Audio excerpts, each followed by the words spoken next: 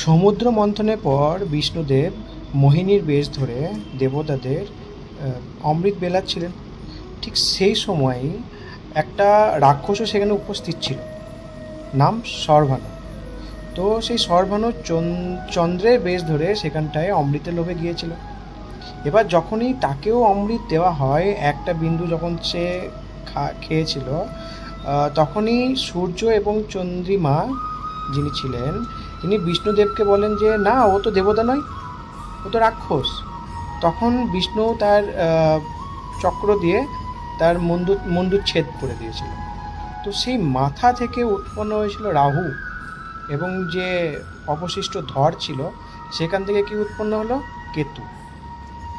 এবার যেহেতু অমৃতের এক বিন্দু তার মধ্যে প্রবেশ করেছিল, সেই জন্য তার যে মাথা থেকে যে রক্ত এবং অমৃত বেরোচ্ছিল সেখান থেকে উৎপন্ন হলো পেঁয়াজ, আর ধর থেকে যে রক্ত এবং অমৃত বেরোচ্ছিল সেখান থেকে উৎপন্ন হলো রসুন। এর জন্যই গীতায় বলা হয়েছে যে পেঁয়াজ রসুন জাতীয় তামসিক খাবার না খেতে। কেন কি? তার জন্য আমাদের কনসাস এবং সাবকনসাস মাইন্ডে কানেক্ট হয় না। বেসিক্যালি যে সাবকনসাস মাইন্ড, সেটাই হলো কৃষ্ণা কনসাসনেস, সেটাই হলো ভগবান। মানে আমাদেরই মধ্যে ভগবান আছেন এবং আমাদেরই মধ্যে শয়তানও আছেন। আমরা ট্রেন্ড করে কোনটা আমাদের বাইরে প্রকাশ করি, শয়তান না ভগবান, সেটাই হলো গীতা। গীতা আমাদের সাবকনসাস মাইন্ডকে ট্রেন করে। যেমন মনে করছি যে আমি চুরি করব মায়ের পকেট থেকে, বাবার পকেট থেকে 100 টাকা, এটা আমাদের কনসাস মাইন্ড কি বলছে? হ্যাঁ, টাকা নেই, চুরি করতে হবে।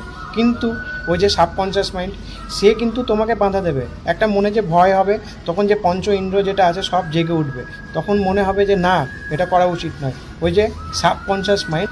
আমরা জীবনে যাই করি সেটা উচিত কি না উচিত, সেটা সাবকনসাস মাইন্ডই বিচার করে।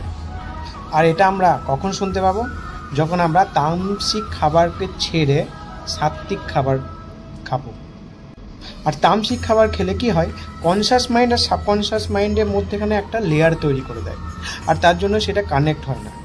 আর তার জন্যই আজকাল মানুষের এত এনজাইটি, এত যে ডিপ্রেশনে ভুগছে। কী জন্য? এই জন্য।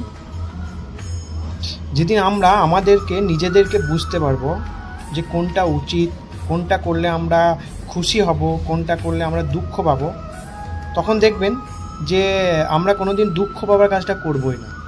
যেটাতে আমরা খুশি হব বা অপর সবাই খুশি হবে, সেই কাজটাই আমরা করব।